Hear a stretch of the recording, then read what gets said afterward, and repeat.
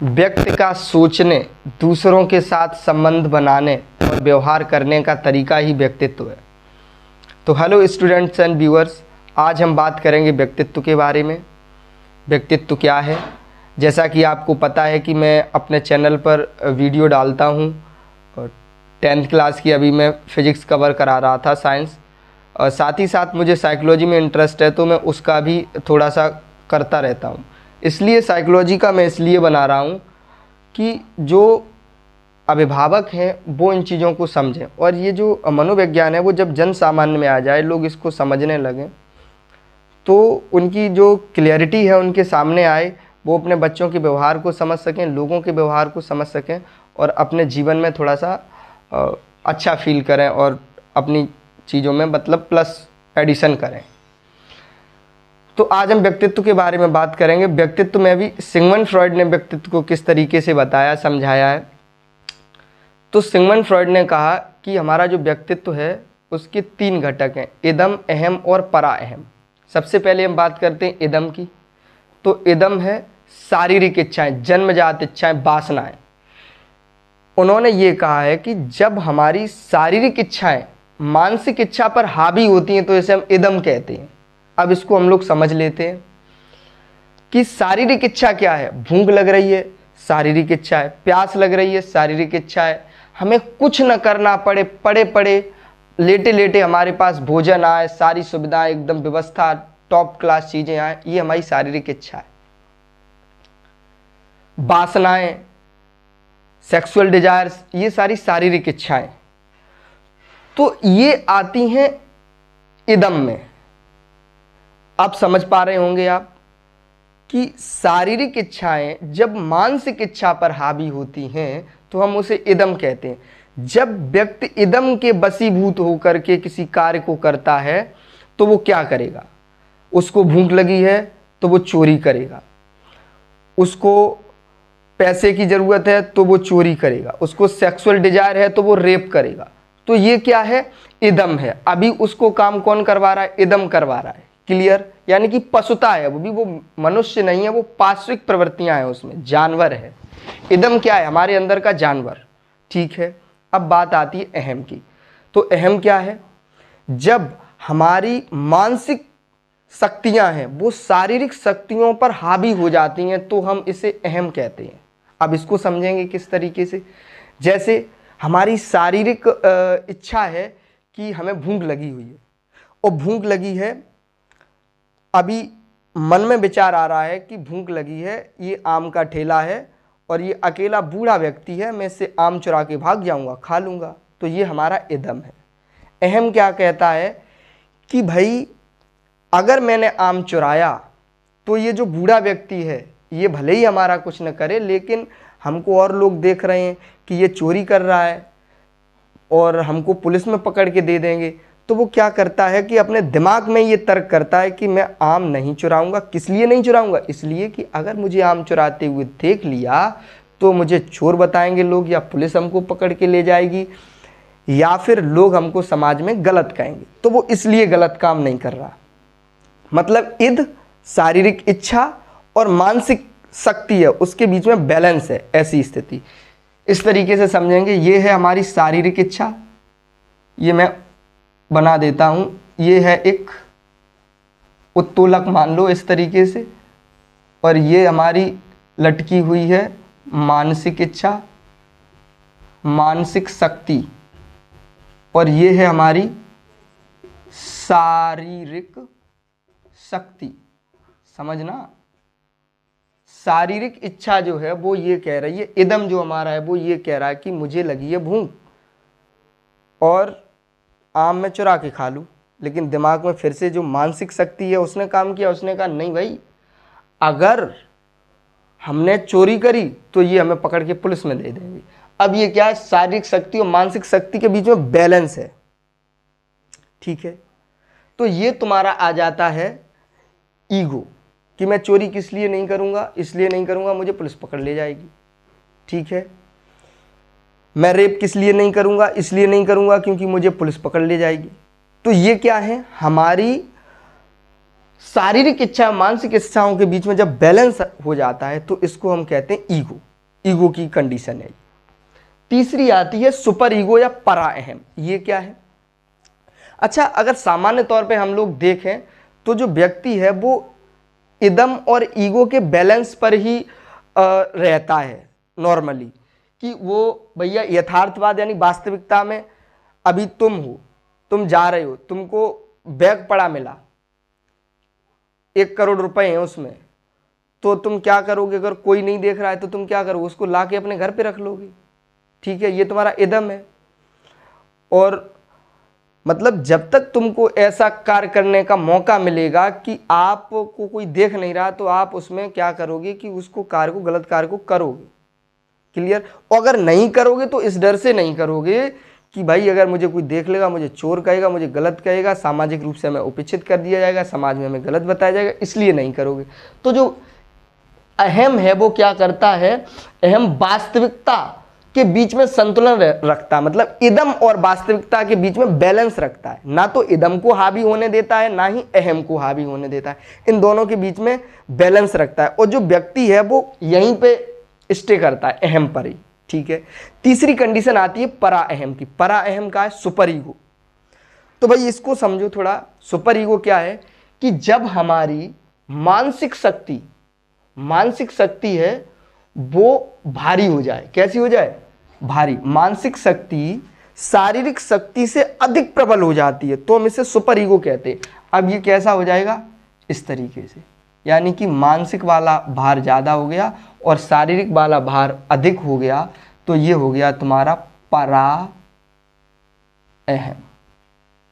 ठीक है, परा अहम मतलब सुपर ईगो। अब सुपर ईगो को समझेंगे। सुपर ईगो क्या है?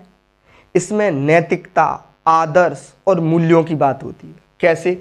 जैसे मान लो कि अभी रिसेंटली का एक केस है, मैं वही लेता हूँ कि जैसे अपने जो बिहार का एक लड़का था, भरत सिंह शायद उसका नाम था, तो वो सोशल वर्क कर रहा था, लोगों की भलाई कर रहा था, नैतिकता पे बात कर रहा था, अपने व्यक्तिगत हित को न देखते हुए वो लोगों के लिए कार्य कर रहा था।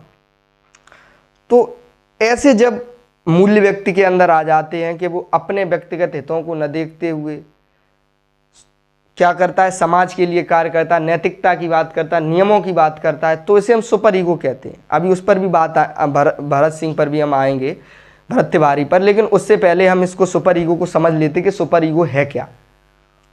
मान लो कि आप आम के ठेले पर खड़े हुए हैं, व्यक्ति बूढ़ा है और आम के ठेले पे इवन कोई है भी नहीं, और आपके मन में विचार आता है कि भाई मैं आम चुरा लूं, लेकिन आपका मन कहता नहीं भाई चोरी मत कर क्योंकि पुलिस डांटेगी, तो आप ईगो पे हैं। और अगर आपके मन में ये विचार आता है कि मैं आम चोरी नहीं करूंगा क्योंकि चोरी करना गलत बात है, ये हमारे मूल्यों के खिलाफ है, तो आप सुपर ईगो की बात कर रहे हैं। ठीक है, आप बैठे हुए, आपको बैग पड़ा मिला, 1 करोड़ रुपए थे, आपकी आवश्यकताएं हैं, आपको पैसे की बहुत ज़्यादा ज़रूरत है, घर पे मम्मी बीमार हैं, पापा के लिए इलाज करना, बहन की शादी करनी है, आपको इतनी सारी चीज़ों की ज़रूरत है, लेकिन आपने वो बैग उठाया और आप पहुँचे थाने, आपने उसको डिपॉजिट कर दिया, भाई ऐसे ऐसे मुझे ये पैसा पड़ा मिला। तो ये तुम्हारा सुपर ईगो है। यानी कि तुम्हारी जो इच्छाएं थी, जो तुम्हारा मानसिक शक्तियां थी, वो इतनी ज़्यादा प्रबल हो गई, तुम्हारे नैतिक मूल्य इतने ज़्यादा हावी हो गए कि तुम्हारी जो वास्तविक इच्छाएं हैं, जो वास्तविकता है, उससे भी आप कहाँ चले गए? ऊपर चले गए। तो मैं आशा करता हूँ आप समझ पाए होंगे कि सुपर ईगो क्या है। सुपर ईगो अब किन में पाया जाएगा और क्या इदम सही है या परा अहम सही है या अहम सही है, किस तरीके से व्यक्तित्व का बैलेंस किया जाए, तो अब हम इस चीज़ पर बात करेंगे। जैसे कि इदम की बात करी तो आपने समझ लिया कि इदम क्या है?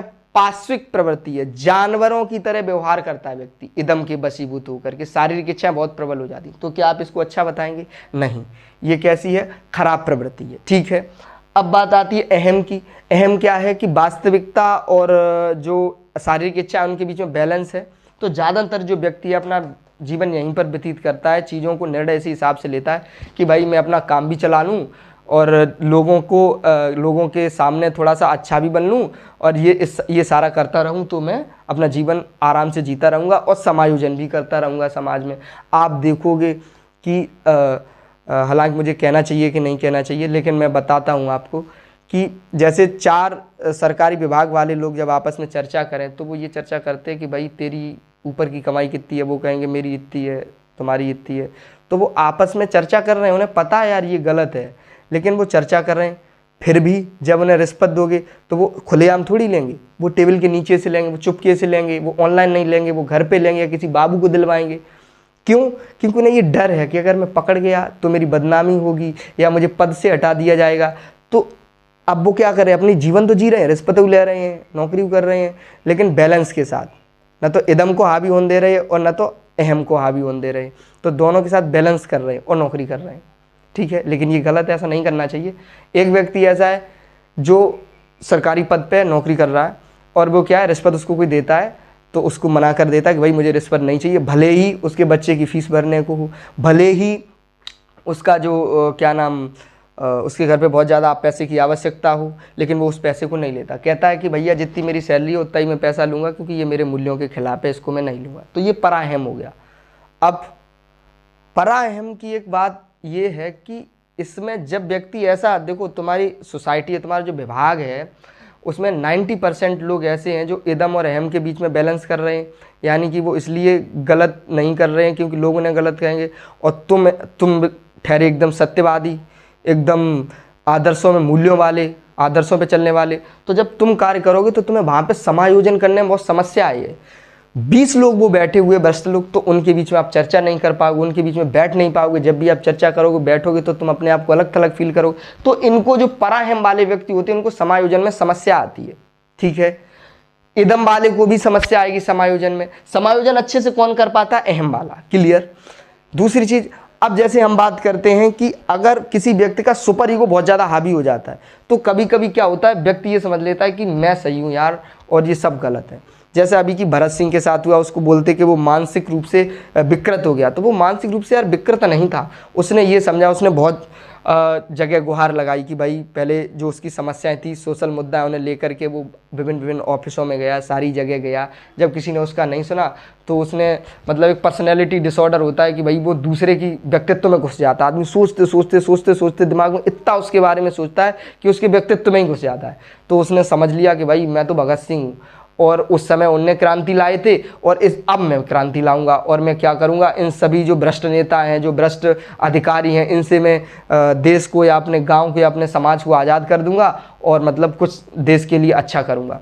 तो वो सुपर ईगो की स्टेज में था, मतलब पराअहम की स्थिति में था। और उसके साथ क्या हुआ कि एक मतलब लोगों की, प्रशासन कहें, लोग कहें, या कुछ भी कह लो आप, या कह लो गीदड़ों का झुंड कह लो, कुछ भी कह लो, उन्होंने उसको निहत्था, जब उसने हथियार रख दी उसके बाद भी उसको गोली मार दी। तो क्या है, उसको समायोजन करने में समस्या आई। क्यों समस्या आई? क्योंकि वो सुपर ईगो वाली पोजीशन पे था। अगर वो अहम वाली पोजीशन पे होता या इद वाली पे होता तो भाई वो आराम से यार समायोजन करता। उसको क्या चाहिए था? कुछ नहीं चाहिए था। वो आराम से सोशल मुद्दे उठाते, उसको अधिकारी ऑफर करता कि भाई ऐसा कर, तू 10 लाख रुपए ले, घर बैठ, चिल काट जाके, तो भी 10 लाख ले लेता, अपने घर बैठता। तो ये क्या है, उसने देख लिया भाई पैसा भी आ गया, लोगों के बीच में मेरा ये भी हो गया कि भाई मैं सामाजिक मुद्दे उठा रहा हूँ, मैं पैसा लेके अपने घर पे मौज भी काट रहा हूँ। तो ज़्यादातर नेता क्या करते हैं, ये करते हैं और चैन से अपना काम करते हैं। उसने क्या किया, उसने चीज़ों को बहुत ही ज़्यादा अंदर इनहेरिटेड कर लिया और साइकोलॉजिकली वो कैसा हो गया, विक्षिप्त हो गया। क्यों विक्षिप्त हो गया? लोगों की नज़रों में विक्षिप्त हो गया, क्योंकि वो ये समझ रहा था कि ये सारे लोग सोच रहे हैं, जो कर रहे हैं वो कैसा है, गलत है, जो मैं सोच रहा हूँ वो सही है। तो मैं आशा करता हूँ आपको समझ आया होगा कि व्यक्तित्व क्या है और ये किस तरीके से बैलेंस करें। तो हमें अब बात आती है कि हमें क्या करना चाहिए। तो हमें भाई क्या करना चाहिए कि अहम पर ही अपना, मतलब इद और अहम के बीच में ये स्टे करना चाहिए। सुपर ईगो पे जाओगे तो भी तुम्हें समायोजन करने में, यानी कि समायोजन तो समझ ही रहे होगे, समायोजन करने में समस्या आएगी। तो आशा करता हूँ आपको समझ में आया होगा, और अगर सही लगा, कुछ इन्फॉर्मेटिव लगा तो इसको शेयर करें और चैनल को भी सब्सक्राइब करें। मैं ऐसी वीडियो लाता रहूँगा जिसमें कि आपको आपके व्यक्तित्व को धार मिलेगी और आप अपने बच्चों को, समाज को समझने में थोड़ा सा आपको आसानी होगी। मैं जो भी जितना भी, मैं स्पेशलिस्ट तो नहीं हूँ, प्रोफेसर तो नहीं हूँ साइकोलॉजी का, लेकिन मैं अपने उससे समझाने का प्रयास कर रहा हूँ। ठीक है, धन्यवाद।